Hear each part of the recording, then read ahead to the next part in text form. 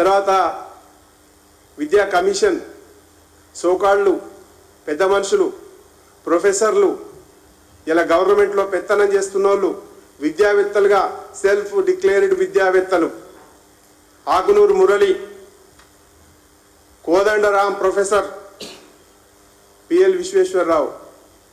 ఎందుకు స్పందిస్తలేరు ఈ విద్యా వ్యవస్థ మీద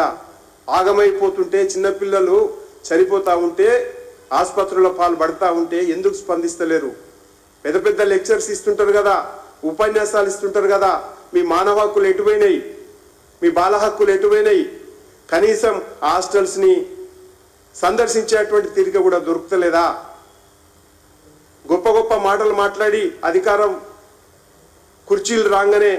తాబేదారులుగా ఎందుకు మారిపోయారని చెప్పేసి మేము అడగదలుచుకున్నాం ఈ రకంగా ఈరోజు సంక్షేమ హాస్టల్స్ అన్నీ కూడా సంక్షోభ హాస్టల్స్గా మారిపోయినాయి సంక్షేమం లేదు మొత్తం సంక్షోభమే ఈ ప్రభుత్వం వచ్చిన తర్వాత అంతకుముందుకున్నటువంటి ప్రభుత్వం కేసీఆర్ గారు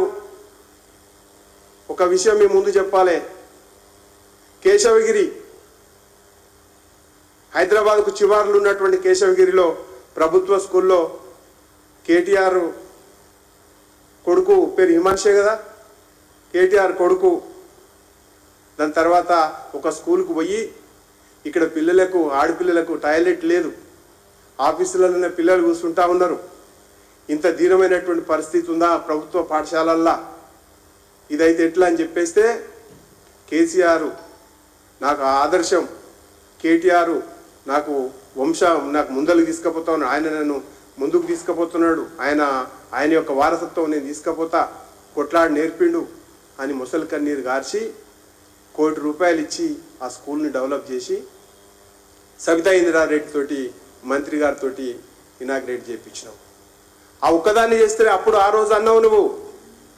నీ మధ్యలో మీకు ఆ విషయాన్ని తెలిపితే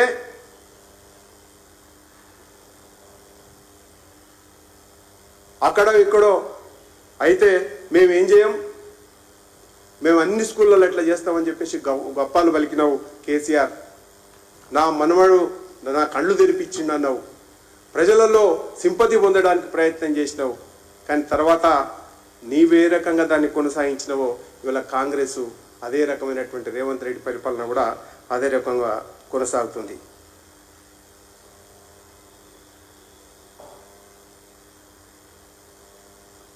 ఇంకొక ఆయన మంత్రి పొన్నం ప్రభాకర్ గారు ఆయన అయితే నోరు వారేసుకొని ఆయన కూడా స్టూడెంట్ లీడర్ వచ్చిండు స్టూడెంట్ లీడరు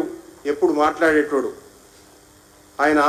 ఏం మాట్లాడుతుండంటే బుద్ధి ఉండాలి ఒక మినిస్టర్ మాట్లాడతానికి అక్కడో ఎక్కడో ఫుడ్ పాయిజన్ అయితేనే ఉంటుంది దానికి ఏం పెద్ద లెక్కనా దానికి మేమేం చేస్తాం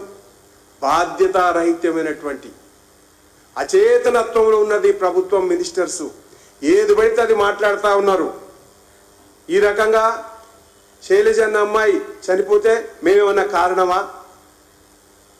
మేమేం చేసినాం అంటే బాధ్యతతోటి ఉన్నారా మినిస్టర్స్ ఏం మాట్లాడుతున్నాము ఎందుకు మాట్లాడుతున్నాము మాకు రాక 10 ఏళ్ల తర్వాత అధికారంలోకి వచ్చినాము దీన్ని ఒక సవాల్గా స్వీకరిస్తామన్నటువంటి ఇది లేకుండా పొన్నం ప్రభాకర్ ఓతిరిగా మాట్లాడుతుండు సీతక్క ఓతిరిగా మాట్లాడుతుంది మీరు ధైర్యంగా ఉండండి మేము సంగతి చూస్తామని చెప్పేసి ఓ ముఖ్యమంత్రి ఒడియలు దెబ్బ కొడతా ఉండు ఆయన ఏది యాక్షన్ లేదు ఏది లేదు ఆయన జిల్లాలోనే వరుస ఒకటే స్కూల్లో 3వ అయింది ఈ రకంగా ఇష్టానుసారంగా గవర్నమెంట్ అనేది అసలు విద్యా వ్యవస్థను గాలికి వదిలేసి ఆగం చేసేటువంటి ప్రయత్నం చేస్తుంది తప్ప ఒకటి ఉపయోగం ఏం లేదు దీన్ని పట్టుకొని మన ఇంకొక ప్రతిపక్ష నాయకుడు నాయననేమో ఫామ్ హౌస్లను వండబెట్టిండు ఈయన ఇక నోటికి వచ్చినట్టు మాట్లాడుతుండు ఆయనని చాలామంది మనకు తెలుసు ఆయన పేరు రకరకాలుగా వినపడుతుంది ఒక ట్విట్టర్ టిల్ అంటారు ఇంకొక ఆయన డ్రామారావు అంటారు ఇంకొక ఆయన సైకోరావు అని అంటుంటారు ఆయన కోడి గూట్లో గుడ్డు పెట్టినట్టు మా ట్విట్టర్ టిల్ ఎప్పుడు ట్విట్టర్లో స్పందిస్తుంటాడు నిన్న ప్రధానమంత్రి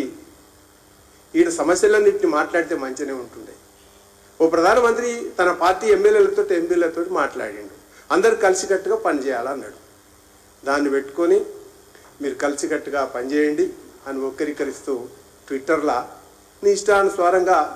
నువ్వు పోస్ట్ చేసినావు. బీజేపీ కాంగ్రెస్ కలిసి పనిచేస్తున్నాయట. అరే కుడి ఎడమలయా ఇవి, ఉత్తర దక్షిణాలు.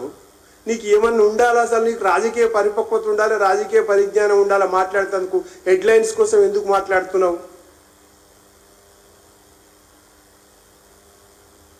కేటీఆర్ ట్విట్టర్ చూస్తే మన అందరికీ కన్ఫర్మ్ అవుతుంది ఆయన పూర్తిగా మెంటల్ డిజాస్టర్ అంటే మతి భ్రమించినట్టు కనపడతా ఉంది. దాంతోపాటు